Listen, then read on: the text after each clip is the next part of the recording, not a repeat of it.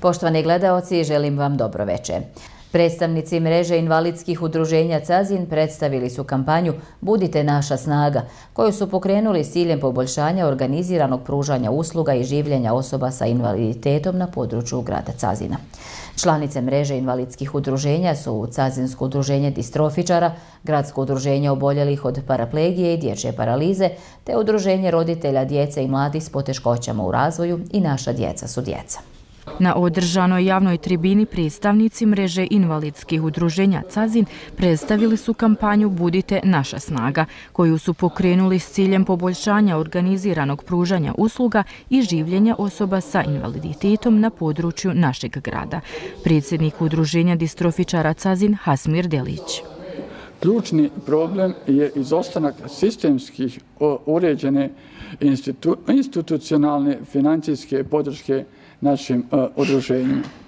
Iako svakodnevno radimo na terenu, pružamo pomoć, organizujemo aktivnosti i borimo se za bolji položaj naših članova.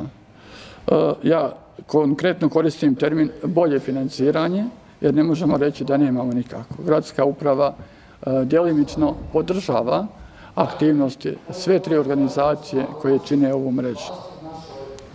Uzrok u sistemski neriješenom načinu financiranja organizacija osoba sa invaliditetom na svim nivoima u federaciji mi vidimo u odgađanju primjene zakona o organizacijama osoba sa invaliditetom i reprezentativnim organizacijama osoba sa invaliditetom Federacije Bosne i Hercegovine, dakle federalnih zakona, koji je obavezao, odredio i olakšao svim organima uprave način kako da financiraju naša udruženja. Nažalost, u našem kantonu, negdje u Ministarstvu socijalne politike, nešto je zakočilo u primjeni tog zakona. Glavni cilj je da se od naredne godine uvede sistemska podrška udruženjima kako bi bili stvoreni stabilni uslovi za rad, ostvarila mogućnost prikupljanja sredstava s viših nivoa vlasti, a u skladu sa zakonom o organizacijama i reprezentativnim organizacijama osoba s invaliditetom i civilnih žrtava rata Federacije Bosne i Hercegovine. Kampanja ima jasan cilj da mi, iako ne počne primjena zakona, u dogovoru sa gradskom vlasti, da se uvede sistemska podrška našim udruženjima kako bismo imali stabilne uslove za rad. Ostvarili mogućnosti za namicanje sredstava s viših nivoa vlasti i međunarodnih nevladinih organizacija i drugih ukazanih prilika u kojima je glavni kriterij sistemsko riješeno budžetskom finansiranje udruženja osoba s invaliditetom u skladu sa zakonom o organizacijama i reprezentativnim organizacijama. Dakle, mi ne možemo namicati sredstva iz drugih izvora ukoliko nismo sistemski riješeni na nivou gdje smo osnovani, u našem slučaju na nivou grada i opštine Cazin. Članice mreže invalidskih udruženja su Cazinsko udruženje distrofičara, Udruženje paraplegičara i dječje paralize Cazin, te Udruženje roditelja djece i mladih s poteškoćama u razvoju i Naša djeca su djeca, predsjednici Refik Samardžić i Irfad Rekić. Prvi smo na prostorima naše općine omogućili potpunu primjenu inkluzivne socijalne integracije za djecu sa intelektualnim invaliditetom, tako što smo obezbijedili da s njima radi stručno osoblje kao što su psiholozi, logopedi, defektolozi i sl. Već duži vremenski period navedene usluge su preostale, razlog tome što su stručni kadrovi iselili iz naše BiH. Zbog toga i zbog činjenica da nema sistematski riješeno financiranje za osnovni rad, opstanak našeg udruženja, dovedeni smo u pitanje. Ovo malo financijsku podršku koju smo pružili naša gradska uprava nedovoljno da bismo bili konkurentni i ispunjavali potrebne naših članova. Zato smo odlučili pridružiti se ovoj kampanji, jer u mreži i s drugim udruženjima vidimo mogućnost našeg oživljavanja, odnosno vidimo spas za sve nas.